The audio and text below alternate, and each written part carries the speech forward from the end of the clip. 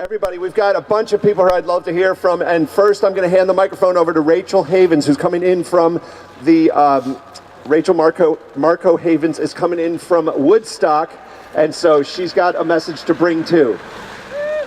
Thank you, Rachel. I'm going to be quick because it's rain sleeting. I'm so glad to be here. I came from Woodstock. I stand smack in the middle of this monstrosity, and on the other side of the river in Dover Plains on the border of Connecticut is the Cricket Valley. The CPV is going in. So for me, I'm in the middle, and just below me is the Algonquin Incremental Market Pipeline, which is going right next to Indian Point, and then it becomes the Atlantic Bridge, and then it goes through several states, and it's all about export. And I just want to make a quick point. I don't know if everybody has caught this, but in Connecticut, there is a call for an investigation because two power companies have been creating a perceived need. They're hiding energy. And with this perceived need creates a pipeline for pipelines, right? And so while this is being called for an investigation, I feel that we need to do something similar across the state. There are people coming from all over, as we know here. We're not all people, everyone here isn't only from this community, because we are all being hit by a massive fossil fuel infrastructure build out. So while the governor says and tries to placate us into believing that we have a ban on fracking, when he's gone, so is that quote unquote ban.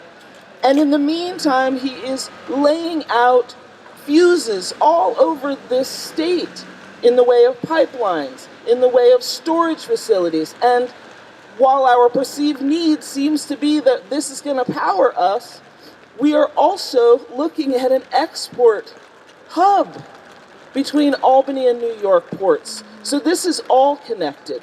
It makes a difference for all of us to step up from wherever we are. Because no matter where we are, we're being hit from some angle, and they're all leading to places like this. Yeah. So Governor Cuomo, I'm going to speak into these cameras, and hopefully I'll make the cut. Walk your talk, sir.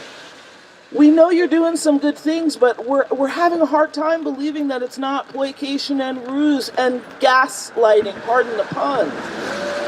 We need to step up and look at renewable future, because there's gorgeous kids right here who can tell you why.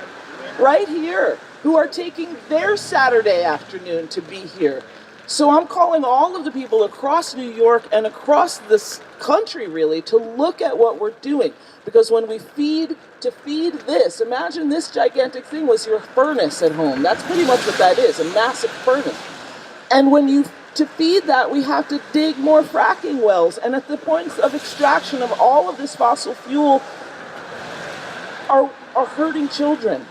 Not just because of the dirty gas, but also the people that come to extract it and how they're treating our women.